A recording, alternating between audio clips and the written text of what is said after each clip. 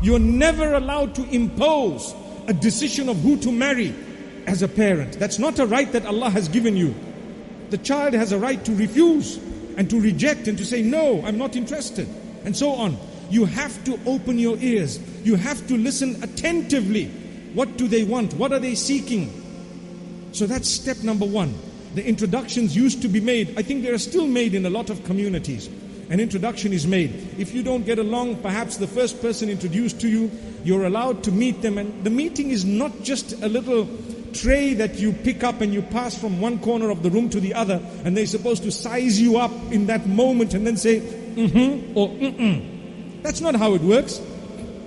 You have every right to talk, to communicate, to interact, to see, to look. And they have a right as well. You need to talk, communicate, interact, see and look. And you need to know that until you're not satisfied, don't nod your head. Don't. And many of us sometimes we say, and I'm going to say this because it is definitely something that is affecting a lot of us. Sometimes you have a good child, really good, mashallah.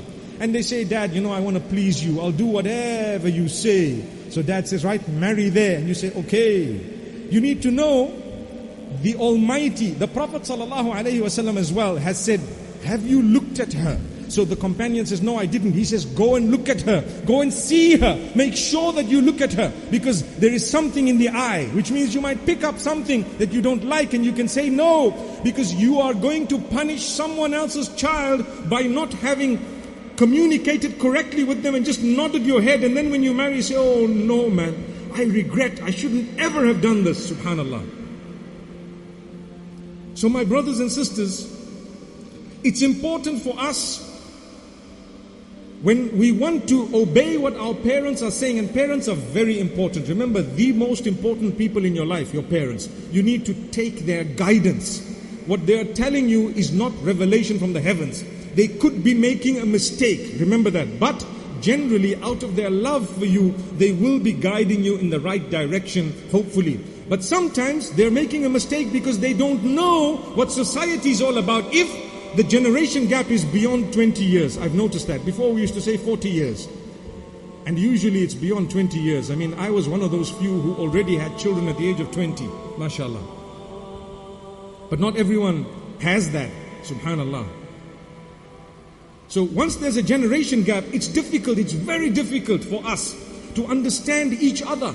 And this is why we need communication with our children such that we should allow them to disagree with us so that we can guide them. Did you hear what I'm saying? I know there is a lot of disturbance in the front, it's disturbing me too, but it's okay, that's what life is all about, right? MashaAllah.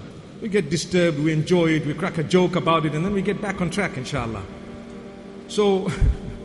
So my brothers and sisters, remember this, Allah subhanahu wa ta'ala is so merciful. We as parents in this day and age should definitely allow our children to disagree with us.